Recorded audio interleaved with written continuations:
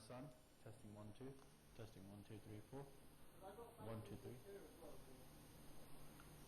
Testing 1 2. From mixer. No, that you turn off because that would be line. Because you're taking from the CCO. Yeah. Testing 1 2. Testing 1 2 3. Testing 1 2. Yeah.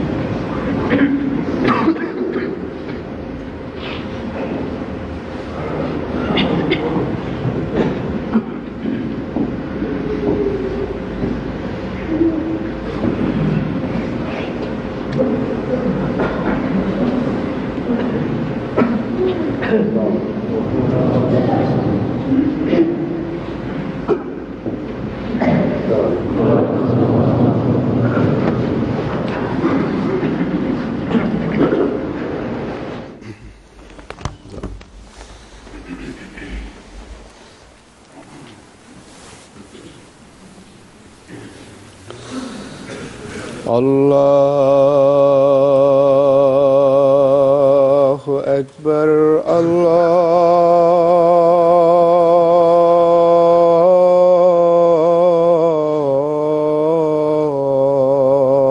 الله أكبر الله أكبر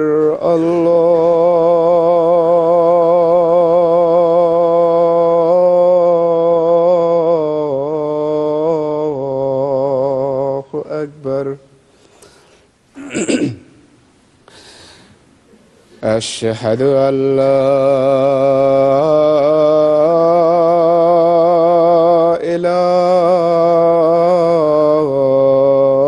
إله إلا الله أشهد أن لا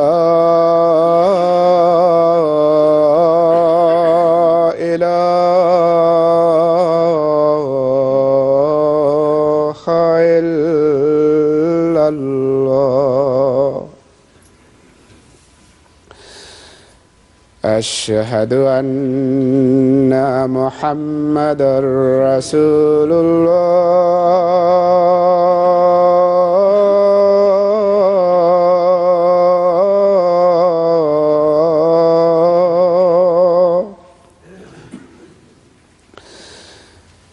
أشهد أن محمدا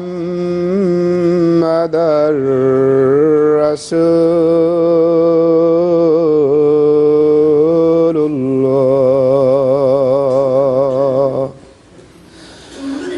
حي على الصلاة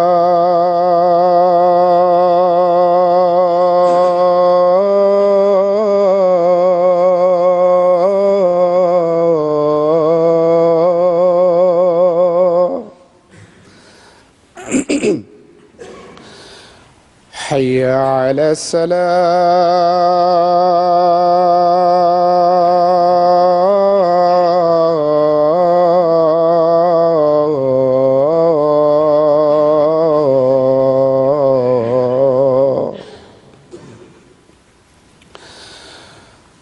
حي على الفلاح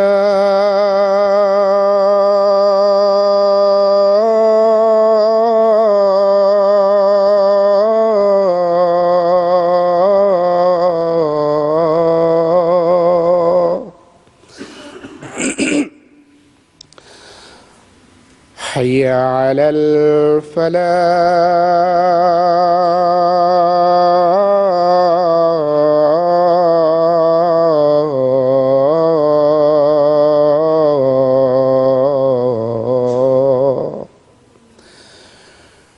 الله أكبر الله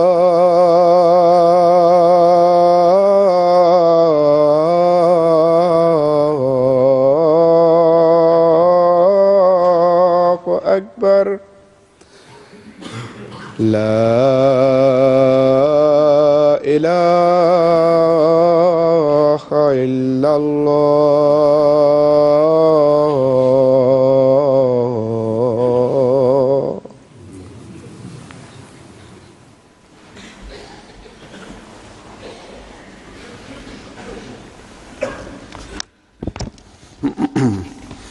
السلام علیکم ورحمۃ اللہ.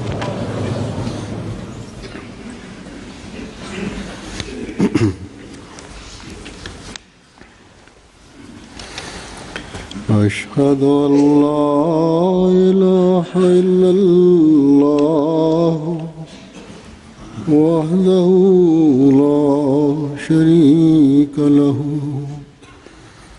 وأشهد أن محمدا عبده ورسوله.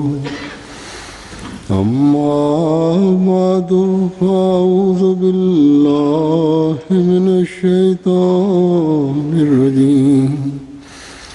بسم الله الرحمن الرحيم.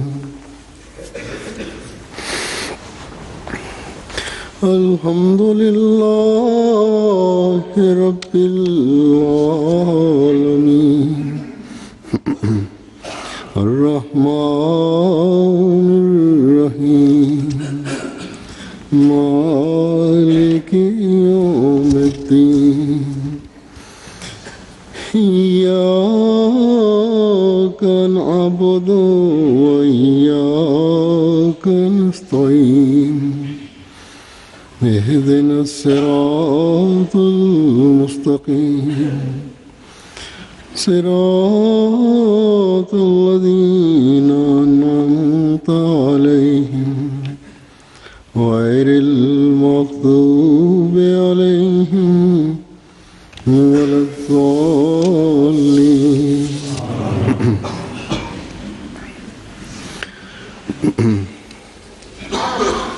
ہمارے بچے عموماً ماشاءاللہ بڑی چھوٹی عمر میں قرآن کریم ختم کر لیتے ہیں. جن کی ماؤں کو زیادہ فکر ہوتی ہے کہ ہماری اولاد جلد قرآن کریم ختم کرے، وہ ان پر بڑی محنت کرتی ہیں. یہاں بھی اور مختلف ملکوں میں جب میں جاتا ہوں تو وہاں بھی بچوں اور والدین کو شوق ہوتا ہے کہ میرے سامنے بچوں سے قرآن کریم پڑھوا کر ان کی آمین کی تقریب کروائیں. لیکن میں نے دیکھا ہے کہ ایک مرتبہ قرآن کریم ختم کروانے کے بعد پھر اس کی دہرائی اور مستقل قرآن کریم پڑھنے کی بچے کو عادت ڈالنے کے لیے اتنا تردد اور کوشش عموماً نہیں ہوتی جتنا ایک مرتبہ قرآن کریم ختم کروانے کے لیے کیا جاتا ہے. کیونکہ میں جب عموماً پوچھتا ہوں کہ تلاوت باقاعدہ کرتے ہو یا نہیں، بعضوں کے پڑھنے کے انداز سے پتہ چل جاتا ہے. تو عموماً تلاوت میں باقاعدگی کا مثبت جواب نہیں ہوتا. حالانکہ ماؤں اور باپوں کو قرآن کریم ختم کروانے کے بعد بھی اس بات کی نگرانی کرنی چاہیے اور فکر کرنی چاہیے کہ بچے پھر باقاعدہ قرآن کریم کی تلاوت کرنے کی عادت ڈالیں.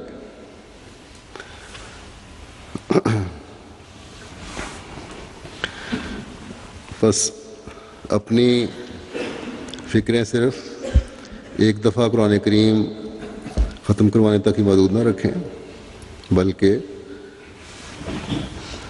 بعد میں بھی مستقل مزاجی سے اس کی نگرانی کی ضرورت ہے. یقیناً قرآن کریم پڑھانا پہلی مرتبہ اور ختم کروانا ایک بہت اہم کام ہے. بعض مائیں 4-5 سال کے بچوں کو قرآن کریم ختم کروا دیتی ہیں، اور یہ یقیناً بڑا محنت طلب کام ہے. لیکن جیسا کہ میں نے کہا کہ مستقل مزاجی سے اسے جاری رکھنا اور بھی زیادہ ضروری ہے۔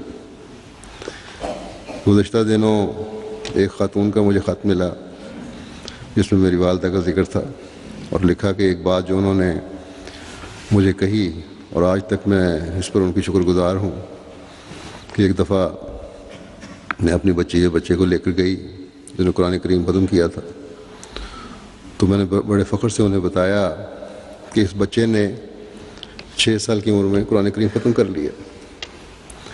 اس پر انہوں نے کہا کہ 6 سال یا 5 سال میں قرآن کریم ختم کرنا تو ایسا کمال کی بات نہیں ہے، مجھے تم یہ بتاؤ کہ تم نے بچے کے دل میں قرآن کریم کی محبت کتنی پیدا کی۔ تو حقیقت یہی ہے کہ قرآن کریم پڑھانے کے ساتھ ہی قرآن کریم کی محبت پیدا کرنی بھی ضروری ہے، اور تبھی بچے کو خود بھی پڑھنے کا شوق بھی ہوگا۔ اور جس زمانے اور دور سے ہم گزر رہے ہیں، جہاں متفرق دلچسپیاں ہیں بچوں کے لیے، ٹی وی ہے، انٹرنیٹ ہے، دوسری کتابیں ہیں، ان دلچسپیوں میں بچے کا خود صبح باقاعدہ تلاوت کرنا اور پڑھنا اسے قرآن کریم کی اہمیت کا احساس دلائے گا۔ حضرت مسیح موعود علیہ السلام نے بھی اس طرح توجہ دلائی کہ اس زمانے میں جب مختلف قسم کی دلچسپیوں کے سامان ہیں، مختلف قسم کی کتابیں موجود ہیں دلچسپی کی، مختلف قسم کے علوم ظاہر ہو رہے ہیں، اس دور میں قرآن کریم پڑھنے کی اہمیت اور زیادہ ہو جاتی ہے، اور ہمیں اس طرح توجہ کرنی چاہیے۔ بس اس کو پڑھنے کی طرف بہت زیادہ توجہ دینے کی ضرورت ہے۔ بچوں میں قرآن کریم کی محبت اس وقت پیدا ہوگی جب والدین قرآن کریم کی تلاوت اور اس پر غور اور تدبر کی عادت بھی ڈالنے والے ہوں گے، اس کے پڑھنے کی طرف زیادہ توجہ دیں گے۔ جب ہر گھر سے صبح کی نماز کے بعد، یا آج کل اگر سردیوں میں لیٹ نماز ہوتی ہے، کام پر اگر جلدی کسی نے نکلنا ہے تو نماز سے پہلے تلاوت باقاعدہ ہوگی تو وہ گھر قرآن کریم کی وجہ سے برکتوں سے بھر جائے گا، اور بچوں کو بھی اس طرح توجہ رہے گی۔ بچے بھی ان نیکیوں پر چلنے والے ہوں گے جو ایک مومن میں ہونی چاہیے، اور جوں جوں بڑے ہوتے جائیں گے قرآن کریم کی عظمت اور محبت بھی دلوں میں بڑھتی جائے گی۔ اور ہم میں سے ہر ایک پھر مشاہدہ کرے گا کہ اگر غور کرتے ہوئے ہم باقاعدہ قرآن کریم پڑھ رہے ہوں گے تو جہاں گھروں میں میاں بیوی میں خدا تعالیٰ کی خاطر محبت اور پیار کے نظارے نظر آ رہے ہوں گے، وہاں بچے بھی جماعت کا ایک مفید وجود بن رہے ہوں گے، ان کی تربیت بھی اعلیٰ رنگ میں ہو رہی ہوگی۔ اور یہی چیز ہے جو ایک احمدی کو اپنی زندگی کا حصہ بنانے کے لیے پوری توجہ اور کوشش کرنی چاہیے۔ اس زمانے میں حضرت مسیح موعود علیہ السلام نے اس بات کو ہم میں پیدا کرنے کے لیے بہت کوشش فرمائی ہے، اور یہی مقصد تھا آپ کے آنے کا بھی، کہ ہم قرآن کریم کو دنیا میں ہر چیز سے اعلیٰ مقام دینے والے بنیں، اور اسے وہ عزت دیں جس کے مقابلے میں کوئی اور چیز نہ ہو۔ قرآن کریم کی عزت کو ہم صرف اس حد تک ہی نہ رکھیں جو عموماً غیر جماعت کرتے ہیں، کہ خوبصورت کپڑوں میں رکھ لیا، خوبصورت شیلف میں رکھ لیا، خوبصورت ڈبوں میں رکھ لیا۔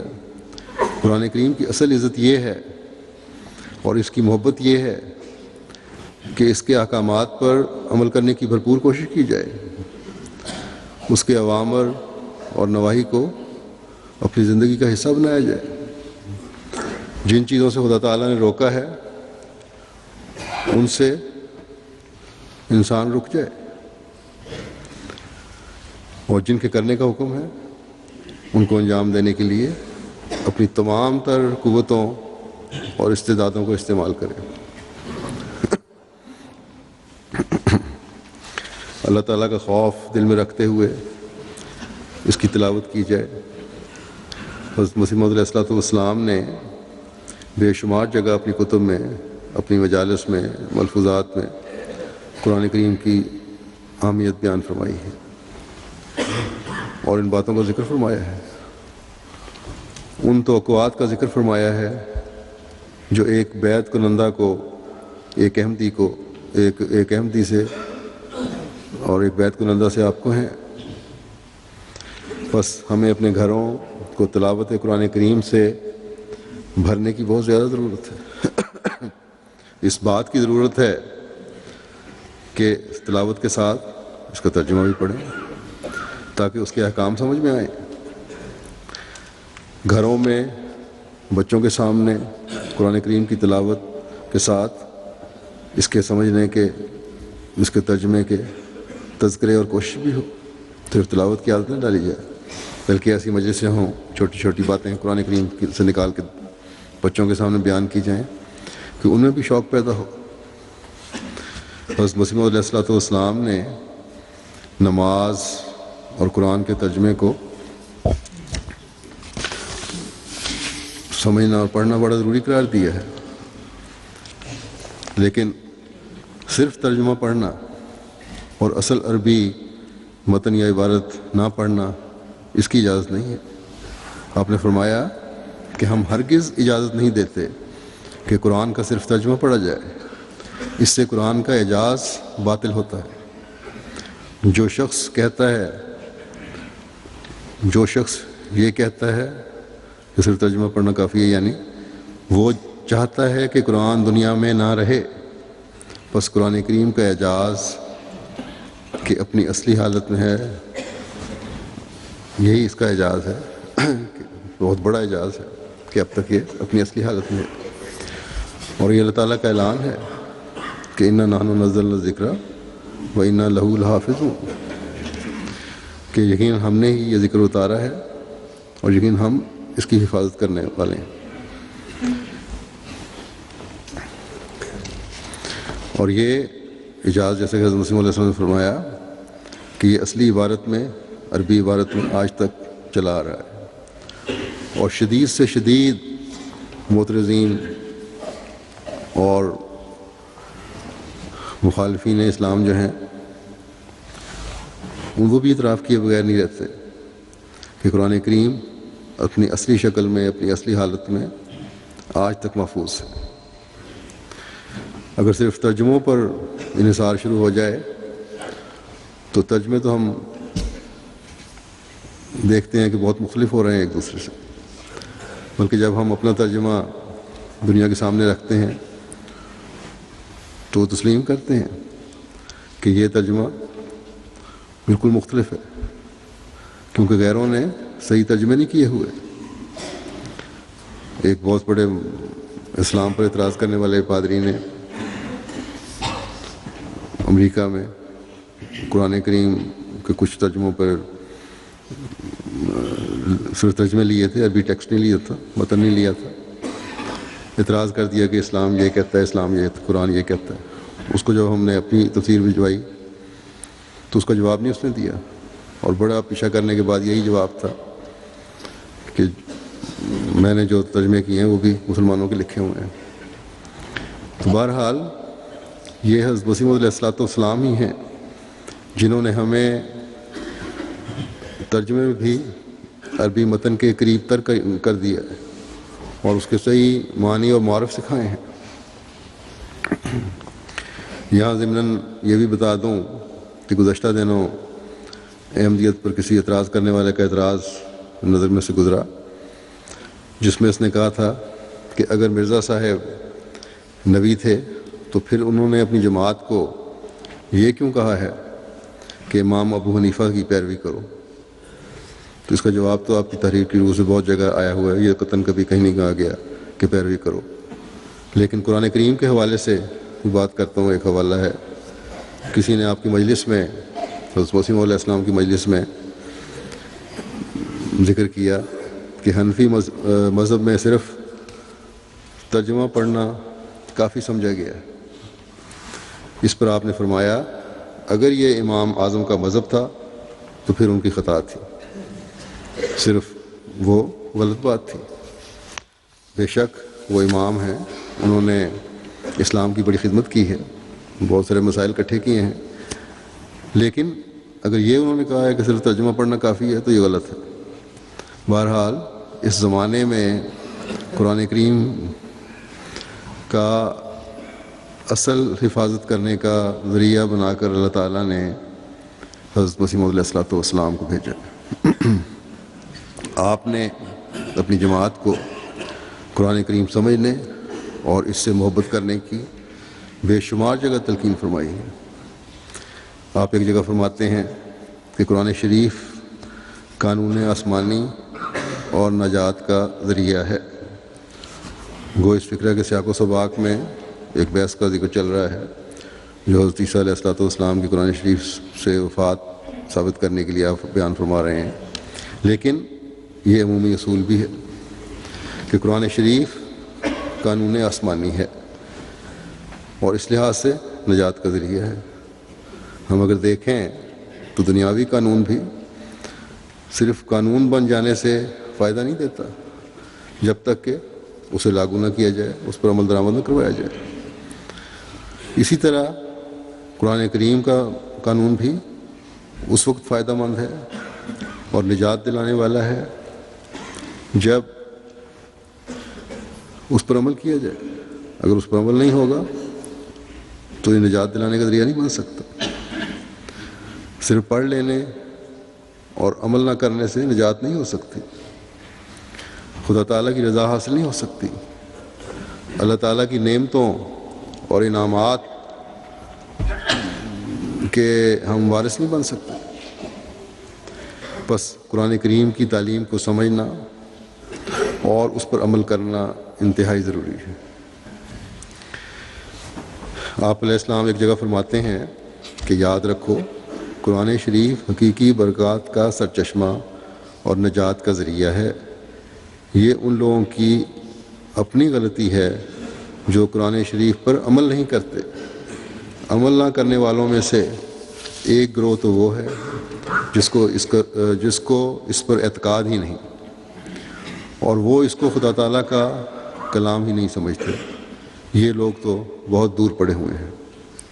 لیکن وہ لوگ جو ایمان لاتے ہیں کہ وہ خدا کا کلام ہے اور نجات کا شفا بخش نسخہ ہے، اگر وہ اس پر عمل نہ کریں تو کس قدر تعجب اور افسوس کی بات ہے. ان میں سے بہت سے تو ایسے ہیں جنہوں نے ساری عمر اسے کبھی پڑھا ہی نہیں. بس ایسے آدمی جو خدا تعالیٰ کے کلام سے ایسے غافل اور لاپرواہ ہیں، ان کی ایسی مثال ہے کہ ایک شخص کو معلوم ہے کہ فلاں چشمہ نہایت ہی مصفہ اور شیریں اور خنک اور اس کا پانی بہت سی امراض کے واسطے اکسیر اور شفا ہے. یہ علم اس کو یقینی ہے، لیکن باوجود اس علم کے اور باوجود پیاسا ہونے کے اور بہت سی امراض میں مبتلا ہونے کے وہ اس کے پاس نہیں جاتا. تو یہ اس کی کیسی بدقسمتی اور جہالت ہے. اسے تو چاہیے تھا کہ وہ اس چشمے پر منہ رکھ دیتا اور سیراب ہو کر اس کے لطف اور شفا بخش پانی سے حظ اٹھاتا، مگر وہ باوجود علم کے اس سے ایسا ہی دور ہے جیسا ایک بے خبر. اللہ تعالیٰ ہمیں اس پیغام کو اس درد سے بھرے الفاظ کو سمجھتے ہوئے قرآن کریم کی تعلیمات پر عمل کرنے کی توفیق عطا فرمائے، اسے سمجھنے کی توفیق عطا فرمائے. ہماری بیعت کا حقیقی حق اسی صورت میں ادا ہوگا جب ہم قرآن کریم کی تعلیم کو اپنے اوپر لاگو کریں گے. اور قرآن کریم کی تعلیم یہ ہے، جیسا کہ پہلے بیان ہوا، کہ قرآن کریم میں بیان ہوئی ہر برائی جو بیان ہوئی ہے اس سے رکنا، اور اس میں بیان شدہ ہر نیکی کو اختیار کرنا، اور اس کو اختیار کرنے کی بھرپور کوشش کرنا ہے۔ حضرت مسیح موعود علیہ الصلوۃ والسلام فرماتے ہیں کہ قرآن شریف صرف اتنا ہی نہیں چاہتا کہ انسان ترک شر کر کے سمجھ لے کہ بس اب میں صاحب کمال ہو گیا، بلکہ وہ تو انسان کو اعلیٰ درجے کے کمالات اور اخلاق فاضلہ سے متصف کرنا چاہتا ہے کہ اس سے ایسے اعمال و افعال سرزد ہوں جو بنی نوع کی بھلائی اور ہمدردی پر مشتمل ہوں، اور ان کا نتیجہ یہ ہو کہ اللہ تعالیٰ اس سے راضی ہو جاوے۔ بس اگر ایک مومن کو قرآن کریم سے حقیقی محبت ہے تو وہ اس معیار پر خود بھی پہنچنے کی کوشش کرے گا اور کرتا ہے، اور اپنے بچوں کو بھی وہاں تک لے جانے کی کوشش کرے گا۔ جیسا کہ حضرت مسیح موعود علیہ الصلوۃ والسلام نے فرمایا، شر اور برائی سے رکنا کوئی کمال نہیں، کسی بری حرکت سے رکنا، کسی شر سے رکنا، تو یہ کوئی کمال نہیں ہے۔ یہ ہمارا مطمع نظر نہیں ہونا چاہیے، بلکہ ہمیں اپنے ٹارگٹ بڑے رکھنے چاہیے اور اس کے حصول کی کوشش کرنی چاہیے کہ قرآن کریم میں بیان ہوئی تمام قسم کی نیکیوں کو اپنے اوپر لاگو کرنے کی کوشش کرنا۔ جب یہ کوشش ہر مرد، عورت اور بچے سے ہو رہی ہوگی تو ایک پاک معاشرے کا قیام ہو رہا ہوگا، اس معاشرے کا قیام ہوگا جو اسلام جس کو قائم کرنا چاہتا ہے۔ آئے دن جو اسلام اور قرآن کریم پر اعتراض کرنے والے ہیں ان کے منہ بھی بند ہوں گے۔ یہاں دو عورتوں کا آج کل بڑا شعرہ ہے، مختلف جگہوں پہ وہ لیکچر وغیرہ دیتی رہتی ہیں، جو اسلامی قوانین پر اعتراض میں حد سے بڑی ہوئی ہیں۔ گزشتہ دنوں خدام الحمدیہ یو کے کی کوشش سے UCL میں ایک مباحثہ ہوا ہے، ان کے ساتھ ایک ڈیبیٹ کی صورت پیدا ہوئی جو یونیورسٹی کی انتظامیہ نے آرگنائز کی تھی، جس میں ان دو خواتین نے اسلام پر اعتراضات کی جو ان کا طریقہ کار ہے اپنی طرف سے بڑی بھرمار کی، لیکن ہمارے خدام جن میں سے ایک پاکستانی اوریجن کے ہیں اور یہاں جامعہ میں پڑھتے ہیں، طالب علم جامعہ کے ہمارے UK کے، اور دوسرے ایک انگریز نو احمدی، ان دونوں نے ان کو ایسے مسکت اور مدلل جواب قرآن کریم سے اور قرآن شریف کی تعلیم کی روح سے دیے، اسلام کی حقیقی تعلیم کی روح سے دیے، کہ وہ غصے سے پیچ و تاب کھاتی نہیں سنا، بلکہ ان کے حمایتیوں نے بھی ان کی اس حالت پر جس طرح وہ اعتراض کر رہی تھیں بڑھ بڑھ کے افسوس کا اظہار کیا، اور یوں اللہ تعالیٰ کے فضل سے احمدی نوجوانوں کے ذریعے سے اسلام کی فتح ہوئی، اسلام کی تعلیم کی فتح ہوئی۔ بس ہمیں قرآن کریم سمجھنے کی بہت زیادہ کوشش کرنی چاہیے، اس پر عمل کرنے کی کوشش کرنی چاہیے، تبھی ہمارے اپنے گھر بھی جنت نظیر بنیں گے اور اپنے معاشرے اور ماحول میں بھی ہم تبلیغ کا حق ادا کرنے والے بن سکیں گے۔ قرآن کریم کی تلاوت کرنے کا طریق سکھاتے ہوئے حضرت مسیح موعود علیہ الصلوۃ والسلام فرماتے ہیں کہ قرآن شریف تدبر اور غور و فکر سے پڑھنا چاہیے۔ حدیث شریف میں آتا ہے کہ ربا قارن یلنہ القرآن، یعنی بہت سے ایسے قاری ہیں، قرآن کریم کے قاری ہوتے ہیں جن پر قرآن کریم لعنت بھیجتا ہے۔ جو شخص قرآن پڑھتا اور اس پر عمل نہیں کرتا اس پر قرآن مجید لعنت بھیجتا ہے۔ تلاوت کرتے وقت جب قرآن کریم کی آیت رحمت پر گزر ہو تو وہاں خدا تعالیٰ سے رحمت طلب کی جاوے، اور جہاں کسی قوم کے عذاب کا ذکر ہو تو وہاں خدا تعالیٰ کے عذاب سے خدا تعالیٰ کے آگے پناہ کی درخواست کی جاوے، اور تدبر اور غور سے پڑھنا چاہیے اور اس پر عمل کیا جاوے۔ بس یہ صورت اسی وقت ہو سکتی ہے جب اس کی اہمیت کا اندازہ ہو، اس سے ایک خاص تعلق ہو. بس یہ اہمیت اور خاص تعلق ہم نے اپنے دلوں میں قرآن کریم کے لیے پیدا کرنا ہے.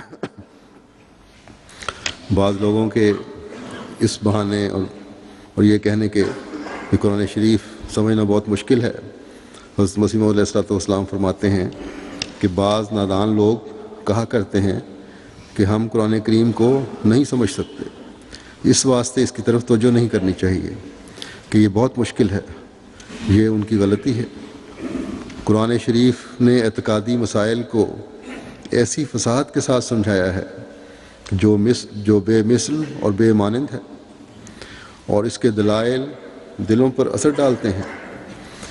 یہ قرآن ایسا فصیح اور بلیغ ہے کہ عرب کے بادیہ نشینوں کو جو بالکل ان پڑھ تھے سمجھا دیا تھا. پھر اب کیوں کر اس کو نہیں سمجھ سکتے؟ اس زمانے میں تو ہم پر اللہ تعالیٰ کا یہ بڑا احسان ہے، اور اللہ تعالیٰ نے ہم پر احسان کرتے ہوئے اس زمانے میں حضرت مسیح موعود علیہ السلام کو بھیجا ہے، جنہوں نے صرف ظاہری احکام ہی نہیں ہمیں بتائے بلکہ گہرے حقائق و معارف قرآن کریم کے ہمیں کھول کر بیان کر دی. وآخرین منہم لما یعلقوا بہم کا فیض ہمیں پہنچایا ہے.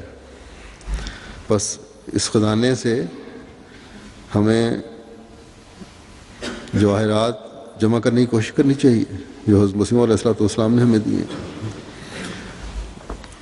اور یہ اس وقت تک نہیں ہو سکتا جب تک ہم اس سے حقیقی محبت کرنے والے نہیں بنیں گے. دنیا میں بہت سے ایسے لوگ ہیں جماعت سے باہر مسلمانوں میں جن کی قرأت بڑی اچھی ہے، انعامات حاصل کرتے ہیں، بڑی بڑی ریکارڈنگ کیسٹس ان کی دنیا میں چلتی ہیں، لیکن اس کے باوجود بعض ایسے بھی ہیں ان میں سے اچھی قرأت کرنے والوں میں سے جن کو قرآن کریم کے معنی اور مطالب کا نہیں پتہ، بلکہ بڑے بڑے علماء کو نہیں پتہ لگتا. تبھی تو اسلام میں بہت عرصہ ناسخ و منسوخ کا ایک مسئلہ چلتا رہا ہے آیات کا، اور پھر ابھی بھی بعض آیتوں کی سمجھ نہیں ان کو آتی، جس میں حضرت عیسیٰ علیہ السلام کی وفات کا مسئلہ بھی ایک ہے. تو بہرحال ان کے معنی و مطالب سے ناشنا ہے. اس بارے میں ایک بڑی انظار کرنے والی ایک حدیث ہے جو حضرت عباس بن عبد المطلب روایت کرتے ہیں کہ میں نے حضرت رسول کریم صلی اللہ علیہ وسلم کو یہ فرماتے ہوئے سنا کہ وہ زمانہ آنے والا ہے کہ قرآن کریم کی تلاوت کرنے والے ایسے لوگ پیدا ہو جائیں گے جو ڈینگے ماریں گے کہ ہم سے بڑا قاری کون ہے، ہم سے بڑا عالم کون ہے.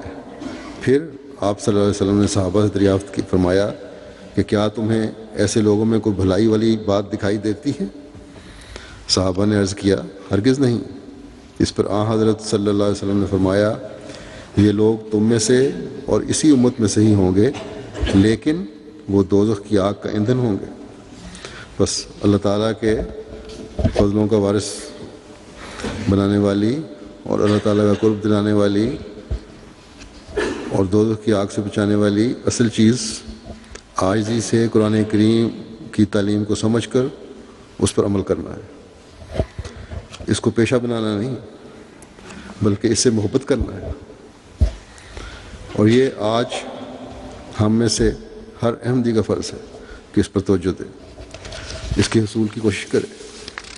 حضرت مسیح موعود علیہ السلام ایک جگہ فرماتے ہیں کہ تم ہوشیار رہو، اور خدا تعالیٰ کی کشتیوں میں فرمایا آپ نے کہ تم ہوشیار رہو اور خدا تعالیٰ کی تعلیم اور قرآن کی ہدایت کے برخلاف ایک قدم بھی نہ اٹھاؤ. میں تمہیں سچ سچ کہتا ہوں کہ جو شخص قرآن کے 700 حکم میں سے ایک چھوٹے سے حکم کو بھی ٹالتا ہے وہ نجات کا دروازہ اپنے ہاتھ سے اپنے پر بند کرتا ہے. حقیقی اور کامل نجات کی راہیں قرآن نے کھولیں اور باقی سب اس کے ذیل تھے. سو تم قرآن کو تدبر سے پڑھو اور اس سے بہت ہی پیار کرو. ایسا پیار کہ تم نے کسی سے نہ کیا، کیونکہ جیسا کہ خدا نے مجھے مخاطب کر کے فرمایا کہ الخیر و کلہ فی القرآن، کہ تمام قسم کی بھلائیاں قرآن میں ہیں، یہی بات سچ ہے۔ افسوس ان لوگوں پر جو کسی اور چیز کو اس پر مقدم رکھتے ہیں۔ تمہاری تمام فلاح اور نجات کا سرچشمہ قرآن میں ہے۔ کوئی بھی تمہاری ایسی دینی ضرورت نہیں جو قرآن میں نہیں پائی جاتی۔ تمہارے ایمان کا مصدق یا مکذب قیامت کے دن قرآن ہے، اور بجز قرآن کے آسمان کے نیچے اور کوئی کتاب نہیں جو بلا واسطہ قرآن تمہیں ہدایت دے سکے۔ خدا نے تم پر بہت احسان کیا ہے جو قرآن جیسی کتاب تمہیں عنایت کی۔ میں تمہیں سچ سچ کہتا ہوں کہ وہ کتاب جو تم پر پڑھی گئی اگر عیسائیوں پر پڑھی جاتی تو وہ ہلاک نہ ہوتے، اور یہ نعمت اور ہدایت جو تمہیں دی گئی اگر بجائے توریت کے یہودیوں کو دی جاتی تو بعض فرقے ان کے قیامت سے منکر نہ ہوتے۔ بس اس نعمت کی قدر کرو جو تمہیں دی گئی ہے۔ یہ نہایت پیاری نعمت ہے، یہ بڑی دولت ہے۔ اگر قرآن نہ آتا تو تمام دنیا ایک گندے مضغے کی طرح تھی۔ قرآن وہ کتاب ہے جس کے مقابلے پر تمام ہدایتیں ہیں اچھے، گندے لوتھڑے کی طرح تھی۔ بس پھر حضرت مسیح علیہ السلام فرماتے ہیں تمہارے لیے ایک ضروری تعلیم یہ ہے کہ قرآن شریف کو مہجور کی طرح نہ چھوڑ دو، کہ تمہاری اسی میں زندگی ہے۔ جو لوگ قرآن کو عزت دیں گے وہ آسمان پر عزت پائیں گے۔ جو لوگ ہر ایک حدیث اور ہر ایک قول پر قرآن کو مقدم رکھیں گے ان کو آسمان پر مقدم رکھا جائے گا۔ نوع انسان کے لیے روئے زمین پر اب کوئی کتاب نہیں مگر قرآن، اور تمام آدم زادوں کے لیے اب کوئی رسول اور شفیع نہیں مگر محمد مصطفیٰ صلی اللہ علیہ وسلم۔ سو تم کوشش کرو کہ سچی محبت اس جاہ و جلال کے نبی کے ساتھ رکھو، اور اس کے غیر کو اس پر کسی نوع کی بڑائی مت دو، تا آسمان پر تم نجات یافتہ لکھے جاؤ۔ اور یاد رکھو کہ نجات وہ چیز نہیں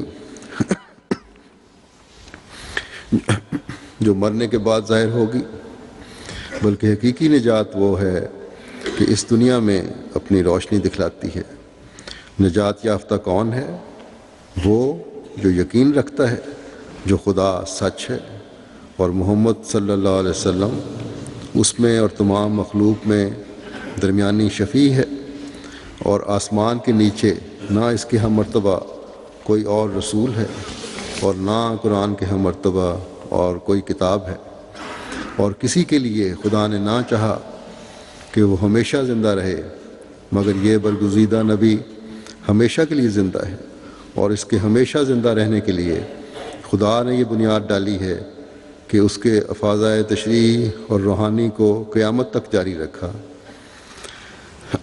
یعنی اس کا شریعت اور روحانیت کا فیض جو ہے وہ قیامت تک جاری ہے، اور آخر کار اس کی روحانی فیض رسانی سے اس مسیح موعود کو دنیا میں بھیجا جس کا آنا اسلامی عمارت کی تکمیل کے لیے ضروری تھا، کیونکہ ضرور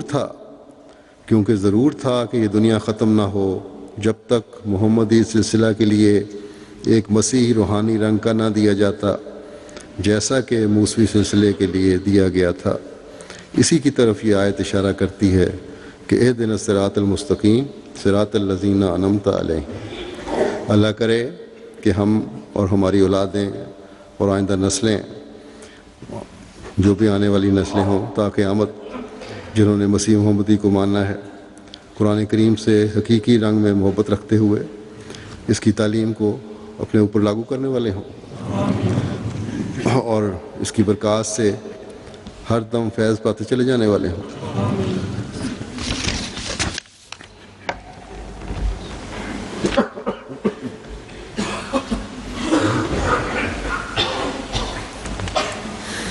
الحمد لله